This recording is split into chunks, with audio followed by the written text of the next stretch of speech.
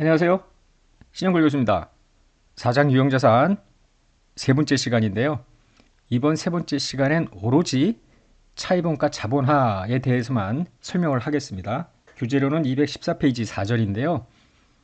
차입원가 자본화가 다소 계산 과정이 어렵기는 해요. 그럼에도 불구하고 적지 않은 책에서 차입원가 자본화 계산 과정을 잘못 설명하고 있습니다. 저자 멋대로 해석을 하고 IFRS에 버젓이 명시적인 규정이 있음에도 불구하고 잘못된 내용을 이번에 제가 작정을 하고 바로 잡으려고 합니다. 잘 들어보시기 바랍니다. 차입원가 자본화가 적용되는 간단한 사례를 하나 이야기를 하겠습니다. 예를 들어 회사가 건물을 자체적으로 건설을 하려고 합니다. 뭐 자체 사옥으로 사용을 하든 뭐 다른 영업용으로 사용을 하든 자신이 보유하고 있는 현찰이 있어. 10억이 있어. 이거를 몽땅 집어넣어서 건물을 취득을 했다면은 건물 취득원가는 10억이겠죠. 그런데 이번엔 돈이 모자라서 차입을 10억을 했다고 가정을 해요. 10억을 다 쏟아부었죠. 그런데 이 차입금에서 1억만큼 이자가 발생을 했다고 할 때 이 이자도 포함을 해서 건물값을 11억으로 할 거냐? 아니다. 그냥 건물의 최초 취득원가는 10억이다. 바로 요 논란입니다. 차입원가 자본화가 자산 취득 과정에서 소요된 자금의 이자 비용이 있을 텐데 그 이자 비용을 최초 취득원가에 포함하느냐 마느냐에 대한 논쟁입니다. 차입원가 자본화와 관련해서 세 가지 큰 주장이 있는데요. 모든 금융비용을 자본화하자. 이거는 명시적인 차입금 이자뿐만 아니라 자기 자본의 암묵적 자본 비용까지 자본화하자라는 주장입니다. 자기 자본에 대한 암묵적인 비용은 사실 계산이 객관적으로 이루어지기 어렵기 때문에 타당한 주장으로 받아들이지는 않고 있죠.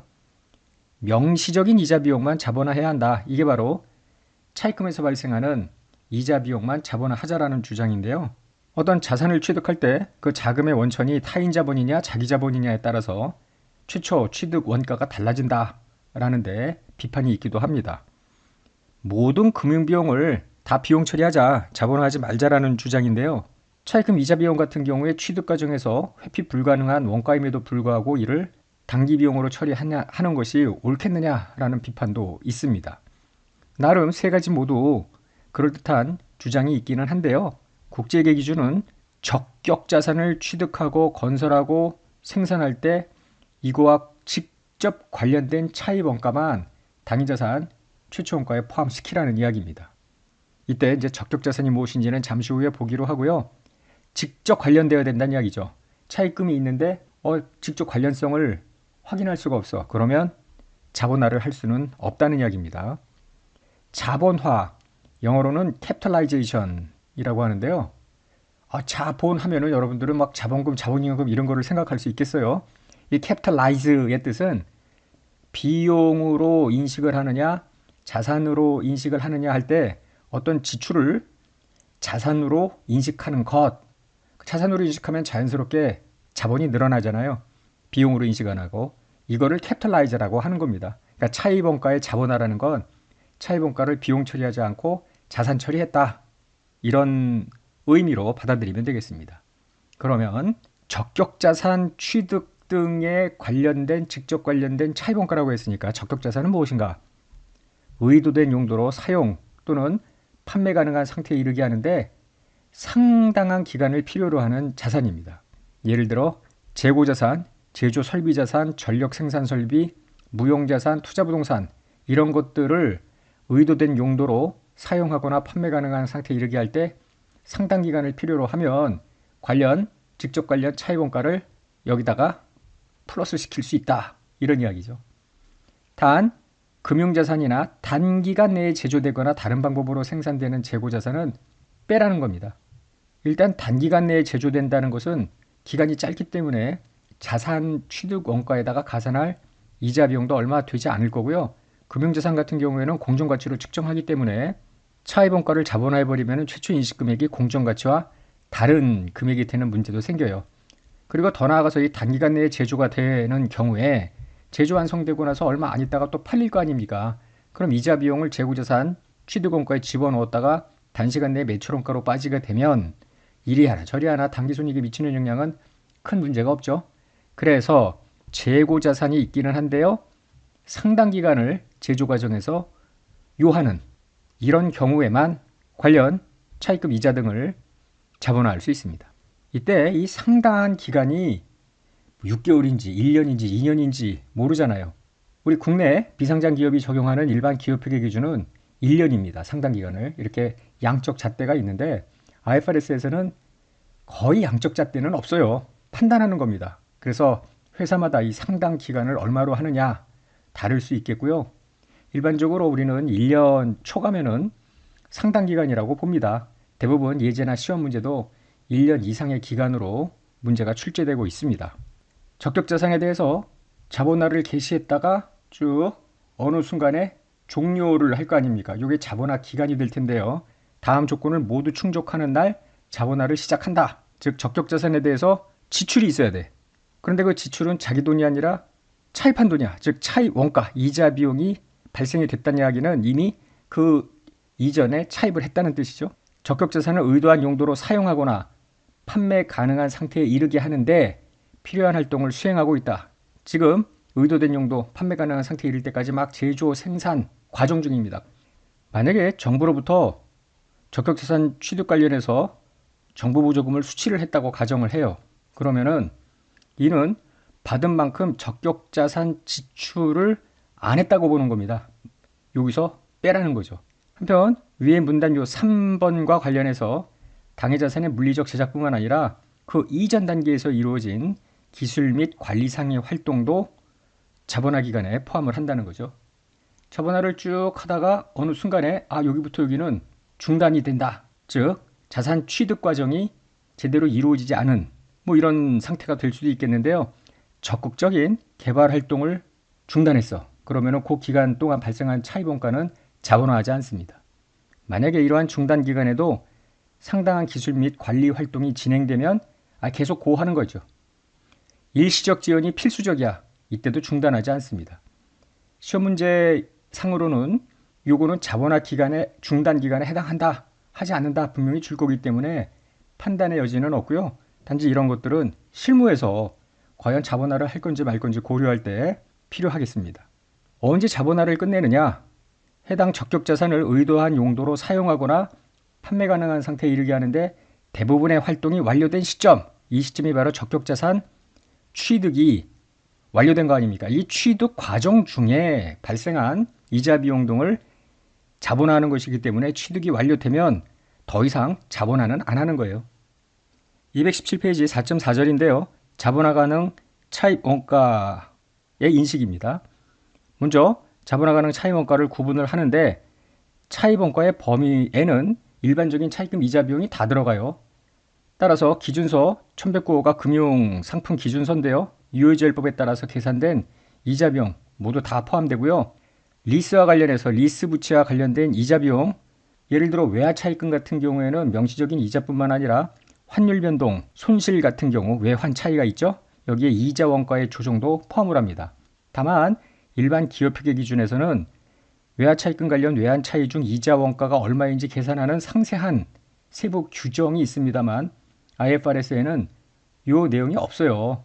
그래서 이렇게 없을 때는 일반 기업회계 기준을 준용할 수 있겠는데요. 실무상으로는 이게 CPA 시험 등의 이자 원가 조정액을 계산하라 이렇게 출제는 하기가 어렵죠. IFRS에 명시적인 규정이 없기 때문입니다. 따라서 차입원가 자본화 시험 문제는 정확하게 계산할 수 있는 차입금 이자 비용에 국한됩니다.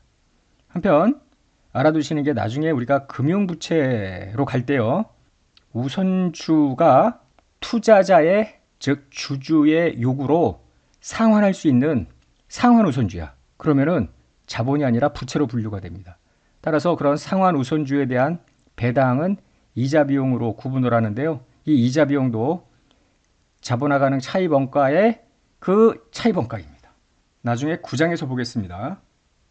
자본화 가능 차입 원가라는 것은 사전적으로 기준서에 이렇게 설명을 해요. 당해 적격자산과 관련된 지출이 애초에 없었더라면 부담도 하지 않았을 그 이자 비용 등의 차입 원가입니다. 뭔가 적격자산 취득과 관련해서 지출이 있었는데 그 지출을 돈이 없어서 차입금으로 땡겨와 충당했다. 이런 전제가 들어가는 것이죠. 거기에서 발생한 이자 비용을 자본화하자라는 것입니다. 이때 이 지출에 충당한 차입금이 두 가지 종류로 구분할 수 있겠다라는 거예요.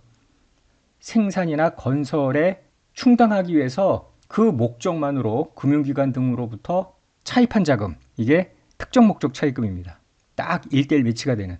그런데 건설을 하다 보면 특정 목적 차입금 다 쓰고 나서 돈이 모자라. 그러면은 일반 운영자금 목적으로 차입한 자금 중에서도 일부 쓸 수도 있는 거 아니에요. 그래서 일반 목적 차입금의 이자 비용도 자본화할 수 있겠습니다. 다만 일반 목적 차입금, 이거는 사실은 일반적인 영업활동 목적으로 차입을 한 건데요. 적격자산 취득을 위해서 사용한 경우에 하나요. 무조건 다 일반 목적 차입금이 있다고 여기서 발생한 이자 비용을 자본화하는 것이 아니라 사용한 경우에 하나여 자본화하는 겁니다. 분계로는 이렇게 하죠. 일단 차입원가 발생, 그러면 이자 비용, 현금이나 미지급 비용 해놓고 나서 연도 말에 보통 이자 비용 중 전부 또는 일부를 해당 유형자산, 보통 건설 중인 자산, 여기 이런 데다가 올리겠죠. 자본화하는 게 이런 류의 이제 분계가 이루어지고요. 우리의 목표는 자본화할 이자 비용을 얼마로 하겠느냐, 이걸 계산하는 겁니다. 더 나아가서 이 이자 비용은 특정 목적 차입금 이자 비용, 일반 목적 차입금 이자 비용 각각 얼마냐를 우리가 찾아내기만 하면 되죠. 먼저 특정 목적 차입금의 자본화 차입 원가인데요. 계산이 쉽습니다. 특정 적격자산, 생산, 건설 등에 사용하기 위한 목적으로만 차입한 자금이 있어. 그러면 그 특정 목적 차입금 1억이면 1억, 10억이면 10억 있을 거 아니에요. 거기에 이자율, 예를 들어서 뭐 5%, 그리고 자본화 기간, 자본화 기간이라는 것은 여기에 나오는데요. 차입한 기간과 취득 건설 기간이 겹치는 기간이라고 보면 돼요. 왜 겹치는 기간이어야 되냐면은 차입을 먼저 하고 그 이후에 건설이 개시가 됐을 때 건설 일단 지출이 있었어야 되는데 개시하기도 전에 요 기간 중에 발생한 이자 비용을 자본화할 수는 없잖아요. 혹은 개시가 먼저 됐어. 근데 아직 차입금 이자 비용은 차입을 안 했기 때문에 발생을 안 했을 거 아닙니까? 따라서 차입 기간과 건설 기간이 딱 떨어지면 좋겠지만 서로 어긋나는 경우에는 겹치는 기간이 자본화 기간입니다. 물론 그 기간 중에 중단 기간이 있다면 걔는 빼야죠. 그 기간은. 한편 취득 과정이 종료되었는데 아직 상환하지 않는 특정 목적 차입금이 있어. 예를 들면 차입 기간이 이거만큼인데 여기서 끝났어. 그럼 한두 달 남아있을 때 바로 상환을 안 하고 한두 달 뒤에 상환을 할 경우에 여기서 이자는 발생할 수 있잖아요. 일단 특정 목적 차입금의 차입 목적이 달성이 된 거 아닙니까? 취득 과정이 종료됐다는 이야기는. 그럼 더 이상 이자 비용을 자본화할 수는 없죠. 이 특정 목적 차입금은 일반 목적 차입금으로 그 목적이 전환된 거예요. 마치 일반 차입금으로 보는 겁니다. 그래서 이때 발생한 이자 비용은 특정 목적 차입금 자본화 차입원가에서 제외를 하는 겁니다. 거액의 특정 목적 차입금을 차입하자마자 일시에 다 건설에 투입하는 경우는 흔치 않잖아요. 차근차근 건설이 진행되면서 사용을 할 것이기 때문에 그렇죠. 이럴 때 예를 들어 10억 차입을 했어. 그런데 지금 당장 2억은 투입이 됐어. 나머지 8억을 그냥 회사 금고에 놓지는 않을 거 아닙니까? 이자 수익 등이 발생하는 어떤 단기 금융상품에 투자할 수도 있는데요. 이때 발생하는 일시 운영 투자 수익은 자본화할 금액에서 빼라 마이너스 이자 비용으로 봅니다. 이제 10번 특정 목적 차입금 자본화 차입원가 계산인데요. 아주 쉽습니다. 보세요. A회사 결산일은 12월 31일인데 회사 공장 신축과 관련해서 1년도 7월 1일에 1,000만 원을 차입했대요. 특정 목적이래요. 차입 기간은 1년이고 연이자 10%입니다. 일시의 이자 수익은 없다고 가정을 했습니다. 공장 신축 기간이 10월 1일부터 X1년, X2년 9월 말일일 때 1년도 자본화 차입원가, 2년도 자본화 차입원가를 계산해보세요. 그러면 그림을 한번 볼까요? 차입 기간은 1년도 7월 1일부터 6월 30일까지인데 건설 기간은 차입 후 한 석 달이 지난 다음에 건설이 개시가 됐어요. 그리고 차입금 상환 후에 9월 30일까지도 계속 건설이 되는데 이때 이자 발생한 이자 비용은 7월 1일부터 6월 30일까지 발생이 되지만 건설과 직접 관련이 있어야 되잖아요. 같이 겹치는 기간. 따라서 여기부터 여기까지 발생한 겹치는 기간에 발생한 이자 비용만 자본화합니다. 따라서 1차 년도는 10월 1일부터 12월 말일까지 3개월, 2차 년도는 1월 1일부터 6월까지 6개월치 10% 이자 비용을 자본화하는 것입니다. 물음 1번은 건설기간보다 차입을 먼저 한 케이스인데요. 건설기간이 차입 이전부터 이루어질 수도 있는 거 아닙니까? 그게 2번입니다.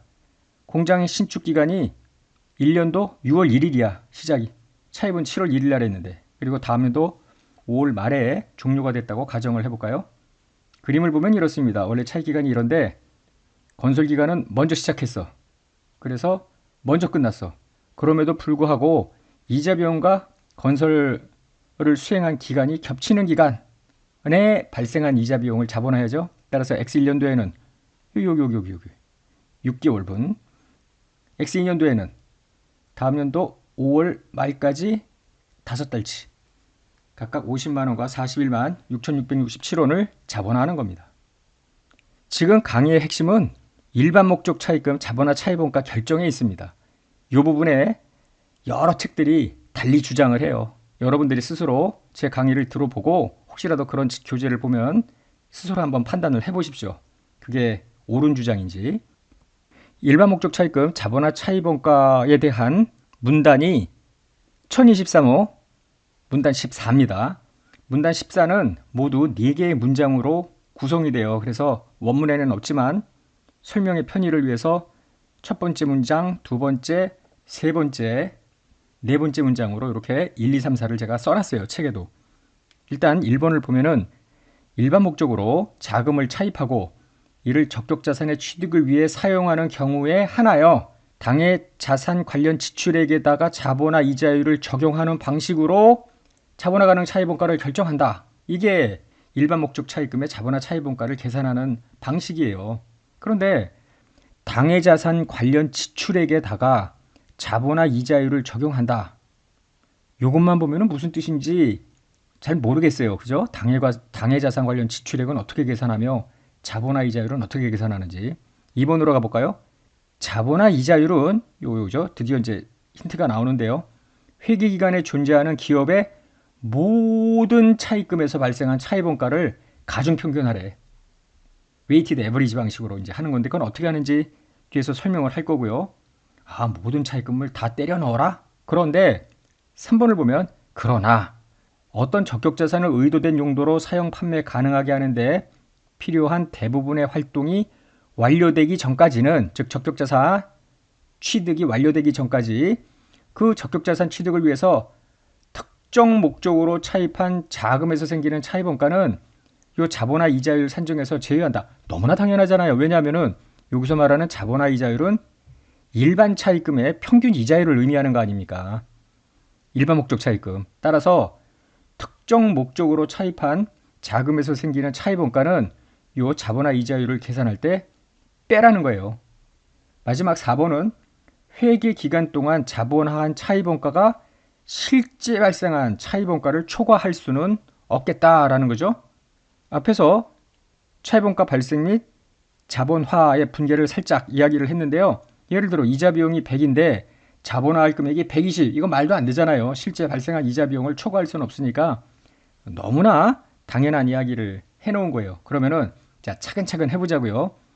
일단 당해 자산 관련 지출액에다가 자본화 이자율을 적용하는데, 자본화 이자율은 2번과 3번 요걸 가지고 계산을 하는데 도대체 당해 자산 관련 지출액은 무엇일까에 대한 언급은 IFRS 어디에도 없습니다.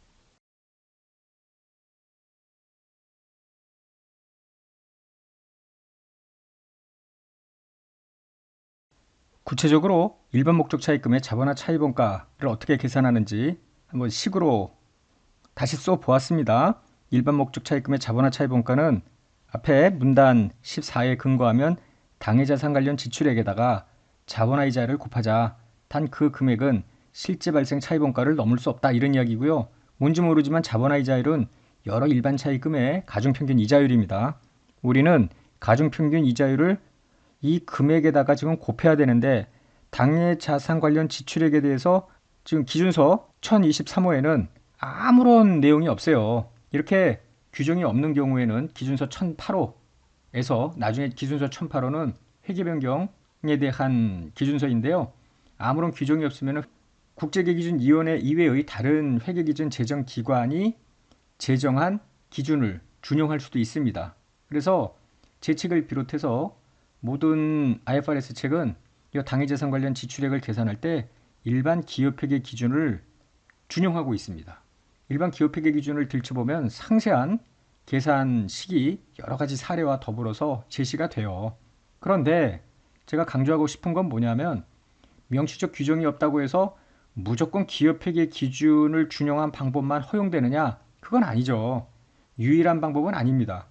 예를 들어 미국의 교과서들을 보면은 저자들 나름대로 자기네들이 가장 논리적이라고 하는 방법들을 제시하고 있어요. 그 방법은 일반 기업회계 기준과는 조금 다른 방법입니다. 그러면 만약에 주관식 문제가 나왔을 때 일반 기업회계 기준 방법이 아닌 미국 교과서 방식대로 문제를 풀었다면 그걸 과연 틀렸다고 할 수 있겠는가? 문제에 명확한 근거 문구가 없는 한. 따라서 제 생각에는 교재 222쪽 맨 밑에 각주 34번에서 언급한 것처럼 일반 기업회계 기준의 방법이 유일한 방법이 아니기 때문에 시험 문제를 낼 때 일반 기업회계 기준을 준용한 방법을 써라 이런 문구를 써야지. 만약에 그런 언급이 없으면은 미국 교과서 방식으로 문제를 풀었다 하여 이걸 오답이다 이렇게 단정 짓기는 어렵다는 주장을 하는 것입니다. 어쨌거나 본소에서는 일반 기업회계 기준을 준용하는 방식인데요. 어떻게 하느냐면은 당해 자산 관련 지출액은 적격자산 지출을 위해서 돈이 나갈 거 아닙니까? 그 지출액의 평균입니다. 그래서 이를 다시 한번 써보면은요. 일반 목적 차입금의 자본화 차입원가는 기준서 문단 14에 당해 자산 관련 지출액의 자본화 이자율을 곱하는 방식인데 당해 자산 관련 지출액은 일반 기업회계 기준을 준용해서 적격자산 지출액의 평균으로 계산을 한다라는 것입니다. 그런데 만약에 특정 목적 차입금하고 일반 목적 차입금이 다 있으면 어떻게 할 거냐? 그러면 특정 목적 차입금 미리 말씀드린 대로 이렇게 특정 목적 차입금의 이자율을 곱하고 자본화 기간 동안의 이자율 그리고 일시 운영 투자 수익이 있으면 뺐죠. 그렇게 먼저 계산을 하고요.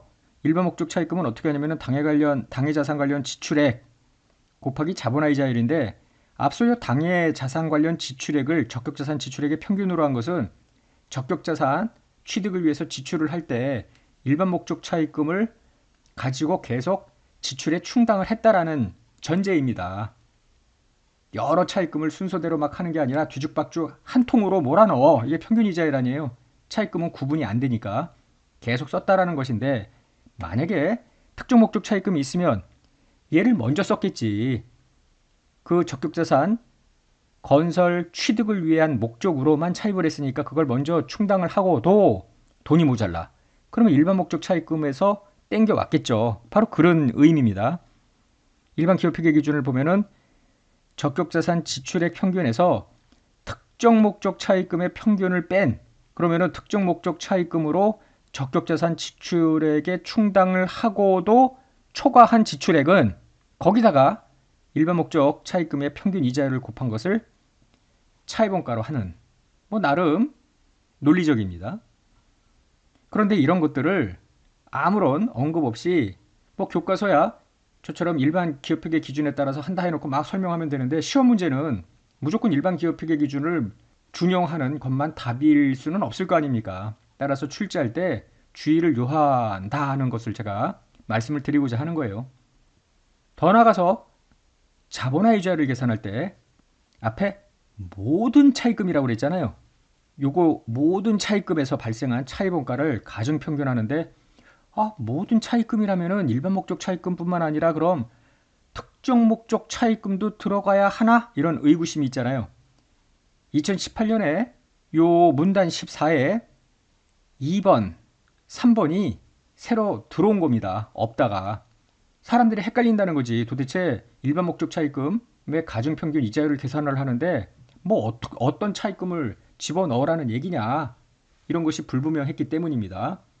지금 일반 목적 차입금 같은 경우에 수개월 빌리는 돈도 있고 며칠만 빌리는 차입금도 있을 것이고 굉장히 많을 텐데 여러 종류의 일반 목적 차입금 중 어느 차입금이 얼마나 적격자산 취득에 사용되었는지 하나하나 1대1 매칭은 안 되는 거죠. 다만 돈이 모자르니 그냥 우리 일반적으로 차입을 했으면은 차입한 자금에 꼬리표가 있는 건 아니니까 집어다가 쓸 거 아닙니까? 따라서 식별은 안 됩니다. 만약에 회계 기준이 어떤 일반 목적 차입금을 썼는지 돈에 꼬리표는 없어도 끝까지 추적하라. 만약에 이렇게 요구를 했다고 가정을 해요. 그러면 오히려 자의적으로 자본화 차입원가 금액을 조정할 수 있죠. 왜냐하면 일반 목적 차입금 A, B, C 뭐 여러 차입금이 있는데 사실은 이게 통으로 다 들어온 거 아닙니까? 근데 3%뭐 4%뭐 이런데 어떤 건 4, 어떤 차입금이 6%짜리가 있어. 그러면은 요 놈을 먼저 1대1 대응으로 해서 먼저 충당했다고 주장을 하면은 높은 이자율이니까 많은 이자 비용이 자산으로 들어갈 수 있을 거 아니에요. 회사들은 되도록이면 비용은 적게 잡고 자산을 많이 잡으려는 유인이 있죠. 그러니까 오히려 이렇게 1대1 식별을 하여 그것만을 갖다가 집어넣어라 이렇게 대응을 시키라고 하면은 손익 조작이 가능해요. 그래서 모든 차입금을 한 바구니에 때려 넣어라 이런 의미입니다. 그런데 여기서 모든 차입금에 그럼 이렇게 모든이라는 말을 막 쓰면 특정 목적 차입금도 들어가는 거 아니에요? 라는 의구심이 있는데 자 그림을 보자고요. 그림 2번. 이와 관련해서 제가 2023년에 한국회계학회에다가 논문을 하나 제출을 한 게 있어요. 회계저널에. 우리 교재 223페이지 맨 밑에 각주 36분에도 써놓았는데요. 교과서마다 일반 목적 차입금의 차입원가 자본화 계산 방식을 공통되게 일관되지 않았다라는 걸 지적을 하고요. 회계 기준에 명확하게 설명이 있음에도 불구하고 여타 교재들이 지금 잘못 쓰고 있다. 그런데 더 나아가서 회계사나 세무사 2차 시험에 2차 시험은 여러분도 알다시피 정답이 공개 안 되잖아요. 2차 시험에서 오해할 만한 문제가 나와서 특정 교재에 따르면 달리 문제를 풀어야 하는 그런데 이것이 어떻게 채점이 됐는지는 공개가 안 되잖아요. 굉장히 불투명해요. 사실은 문제 출제 위원도 어느 책을 참조했느냐에 따라서 모범 답안이 달라질 수 있는 문제 아닙니까? 그래서 이를 바로잡고자 작년에 제가 작정을 하고 사례 케이스 논문을 썼고요. 학회에 여러 심사위원들이 보고 전부 오케이해서 억셉트가 됐습니다. 이미 출간이 됐고요. 그래서 요번에 새로 책을 개정을 할 때 뭐 그림 이와 같은 이런 그림은 논문에 있는 그림인데 제가 인용을 하고 일부 내용을 그대로 갖다가 썼습니다. 한번 들어보십시오. 여기가 당해년도 기초고요. 여기가 기말입니다. 특정 목적 차입금을 여기서 차입을 하여 여기까지 왔는데요. 아직 상환은 안 했다고 보자고요. 자본화 기간은 특정 목적 차입금을 차입한 후 일정 기간이 지난 다음에 시작이 됐고요. 아직 특정 목적 차입금을 상환하지 않은 상태에서 완료가 됐습니다. 중간에 무슨 연유인지 중단 기간도 있습니다. 따라서 지금 눈여겨보실 것이 요 1번 구간, 2번 중단 기간, 3번 완료가 됐는데도 아직 특정 목적 차입금을 상환하지 않은 요 3번 기간에 발생한 이자 비용을 어떻게 할 거냐? 여기에 대해서 지금 여러 교재들이 달리 이야기를 하고 있으니 문제가 아닐 수 없습니다. 자, 기간 1과 기간 2에서 발생한 특정 목적 차입금 차입 원가는 일반 목적 차입금의 평균 이자율이니까 자본화 이자율 당연히 제외해야죠. 중단 기간 당연히 제외해야 되고 요 1번에서 발생한 아직 개시 전에 발생한 것이 자본화 될 리는 없잖아요. 그렇다고 해서 요 이자는 발생이 되는데 그럼 이거를 일반 목적 차입금의 평균 이자율 계산할 때 써야 되느냐? 그렇게 해야 된다라는 책도 있어요. 그런데 이건 잘못된 것이 보세요. 다시 문단 14로 와보면은 두 번째 문장이 자본화 이자를 이룬 회계기간에 존재하는 기업의 모든 차입금에서 발생한 차입원가를 가중평균해라. 근데 이제 3번을 눈여겨보면 이게 18년에 들어온 건데요.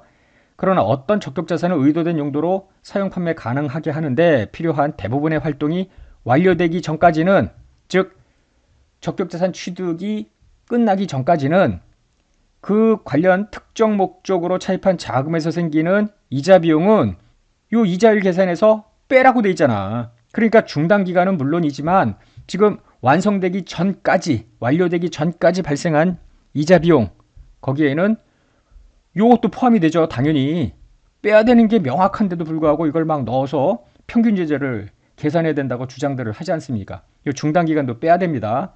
더 나아가서 여기서 적격자산 취득은 완료가 됐어요. 상환이 안 됐기 때문에 이자는 계속 발생이 될 거 아닙니까? 그러면 이렇게 완료가 되는 순간에 실제로는 특정 목적 차입금이 일반 목적 차입금으로 전환된 겁니다. 이게 2018년 개정 기준서에 나오는 내용이에요. 일반 목적 차입금으로 전환이 된 걸로 보라는 거예요. 그럼 여기서 아직 상환이 안 됐으니까 이자가 요 기간 3 동안에 발생이 될 거 아닙니까? 이거는 이미 완료가 됐으니까 완료되기 전까지 발생한 특정 목적 차입금을 제외하라고 했지. 문단 14에서 다시 가볼게요. 완료되기 전까지는 제외해라 라고 했지 완료된 후에는 그건 아무 말이 없는 거 아닙니까? 당연히. 그래서 여기 모든이라는 말을 쓴 거예요. 이 모든에는 당초의 일반 목적 차입금뿐만 아니라 특정 목적 차입금인데 목적을 달성하고 아직 상환하지 않은 그 차입금 이자 비용 실질적으로는 일반 목적으로 사용이 전환된 그 차입금의 자본화 이자율은 포함해야 된다는 것을 명확하게 이번 논문에다가 집어넣었고 모든 심사위원들이 다 오케이를 한 거죠. 그래서 앞으로는 이런 방식으로 계산하는 거를 토대로 해서 이제 2차 시험이든 뭐 1차 시험은 이런 문제가 아직 안 나왔습니다만 2차 시험 문제를 낼 때 보다 더 긴장하고 출제위원들이 뭐 그렇게 해서 이제 출제를 하겠죠. 예제 11번부터 몇 개의 예제 계산형 문제가 나오는데요. 별도의 동영상 파일로 제공하도록 하겠습니다. 일단 차이범과 자본화에 대한 기본적인 이야기는 여기서 마치겠습니다. 연속되는 그 다음 파일에서 문제풀이를 하겠습니다.